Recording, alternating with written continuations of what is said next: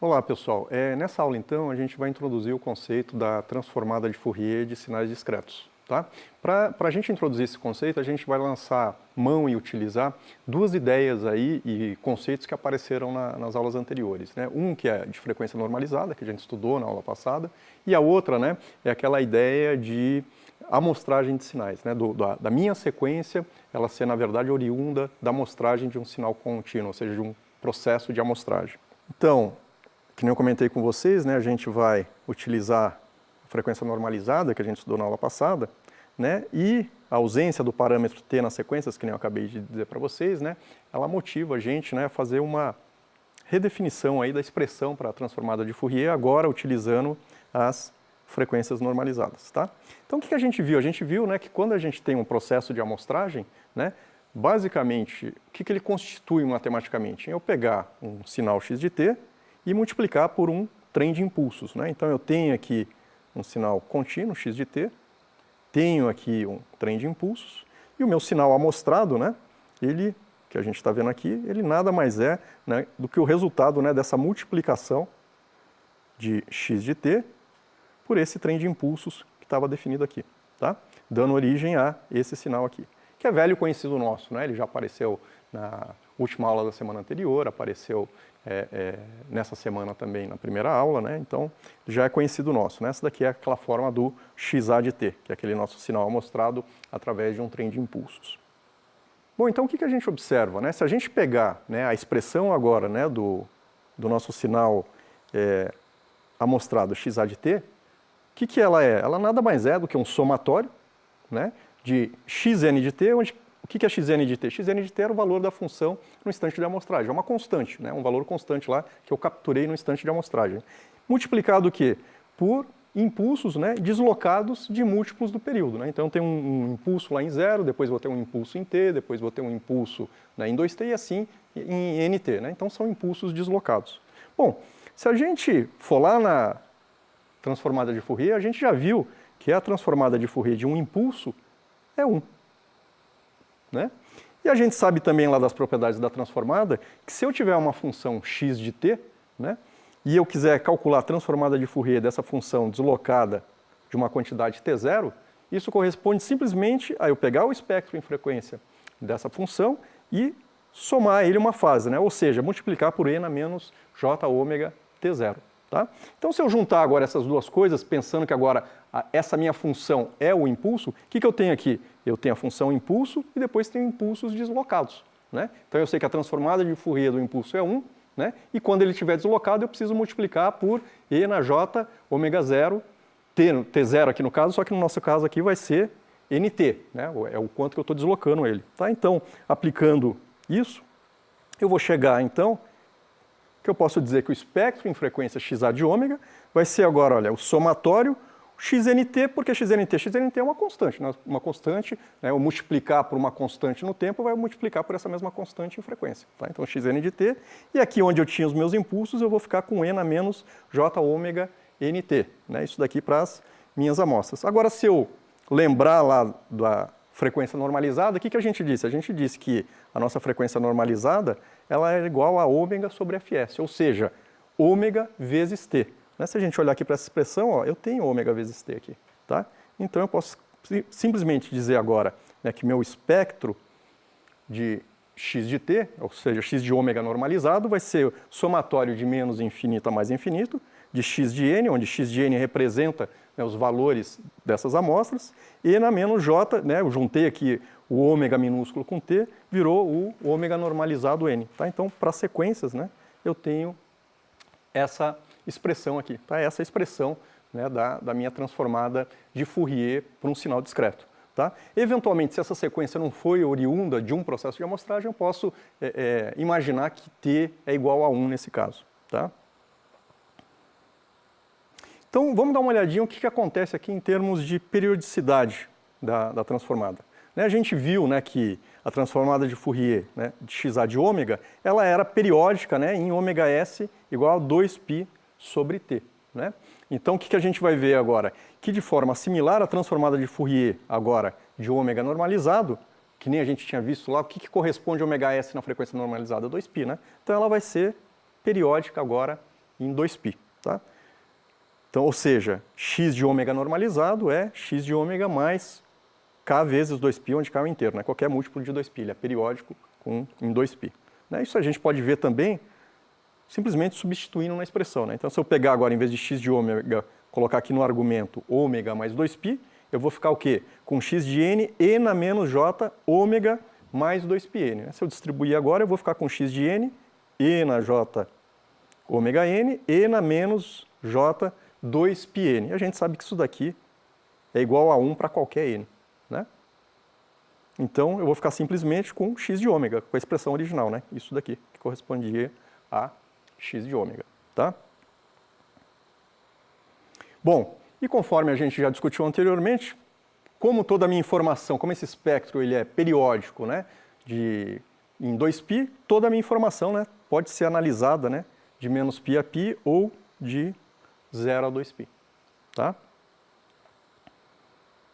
Então a gente pode mostrar ainda que a transformada inversa, né, então, dado que eu tenho, né, a transformada de Fourier de um sinal discreto, se eu quiser saber qual que é a sequência associada a ela, é simplesmente eu calcular, né, 1 sobre 2π, integral de 0 a 2π, de x de ômega normalizado, e na j ômega n de ômega.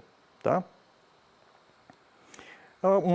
Só uma observação, né, muitas vezes, né, às vezes na literatura, né, nos textos, a transformada de Fourier de sinais discretos, ela também é referenciada como transformada de Fourier de tempo discreto. Então, às vezes, né, vocês vão encontrar, a gente mesmo aqui no curso, às vezes vai utilizar essa notação, né?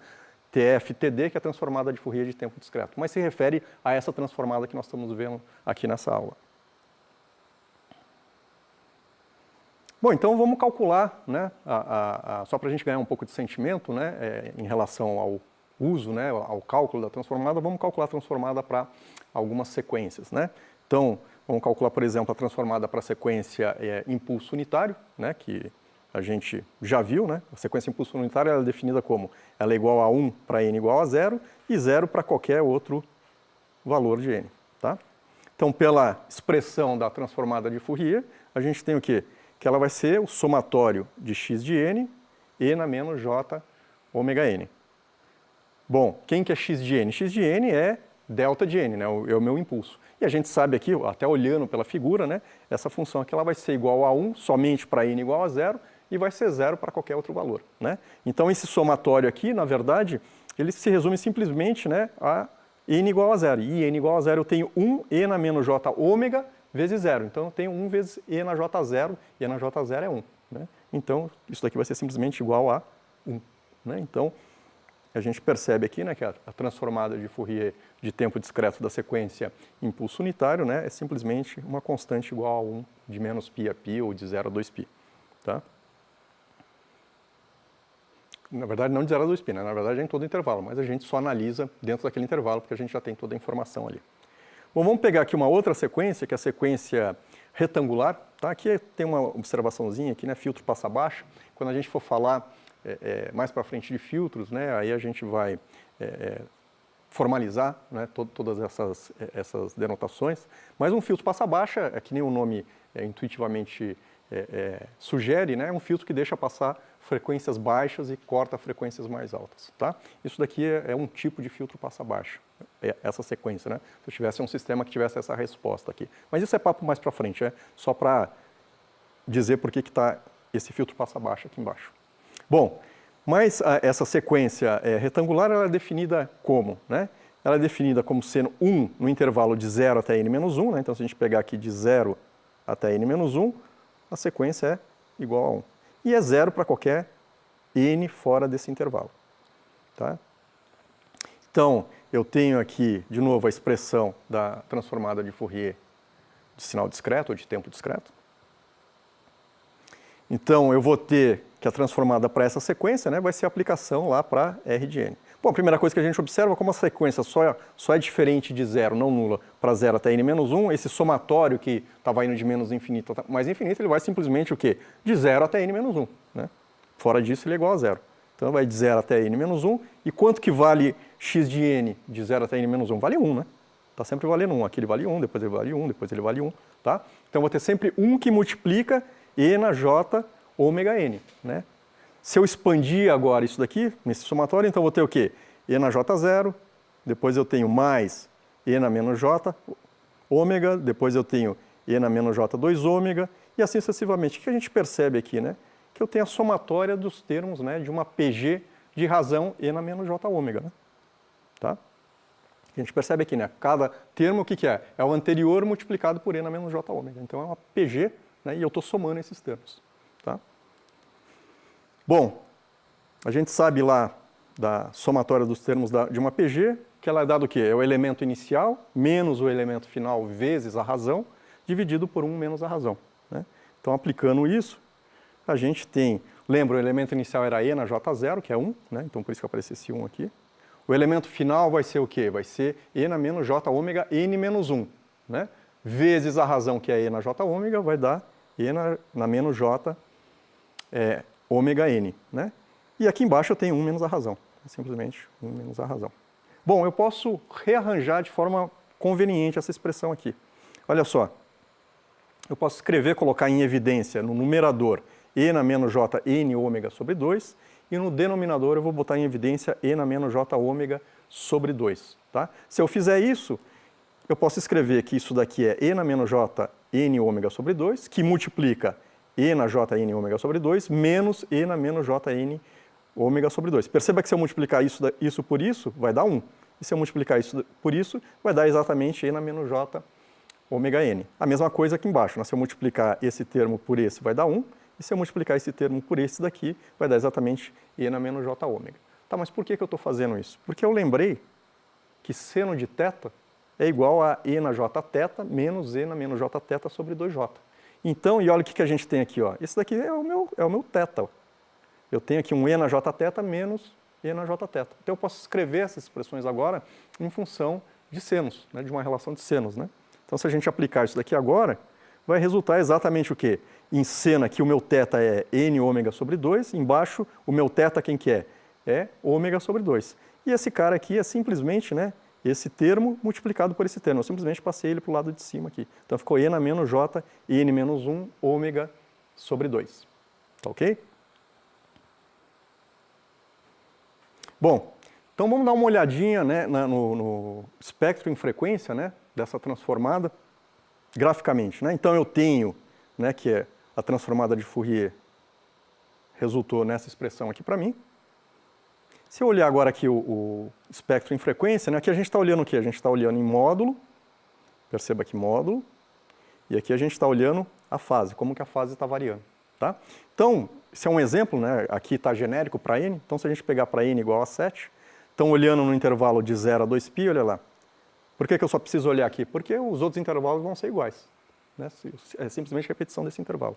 Então a gente percebe aqui que a gente tem 6 cruzamentos por 0, né? Aí você fala, mas aqui não está cruzando por 0, mas lembra que aqui a gente está olhando para o módulo. A função, na verdade, ela está cruzando. Né? Ela está ficando negativa ou positiva, mas como aqui a gente está olhando só o módulo, então fica tudo rebatido.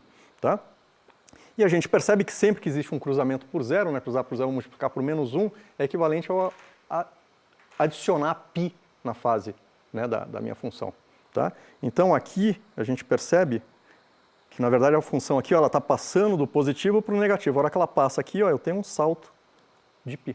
Né? Depois, de novo, a hora que eu tenho outro cruzamento aqui, ó, ela passou de negativo para positivo, eu salto π. Né? E assim sucessivamente. Né? Sempre que eu tenho um cruzamento, né, de um sinal positivo para um negativo, na verdade, em fase corresponde a eu multiplicar por um E na Jπ. Tá ok? Bom, pessoal, era isso que eu queria mostrar para vocês em termos da transformada de Fourier de sinais discretos. Né? Então, ela simplifica bastante a análise de sinais, principalmente quando a gente está falando especificamente de sinais discretos. Né? A gente viu aqui 2 exemplos, mas vocês percebam, né? Na verdade ela é só uma releitura, né? Uma maneira diferente, né? Mais apropriada da gente fazer análise em frequência aí quando a gente está trabalhando com sinais discretos. Tá ok? Então era isso que eu queria contar para vocês, pessoal. Até a próxima aula.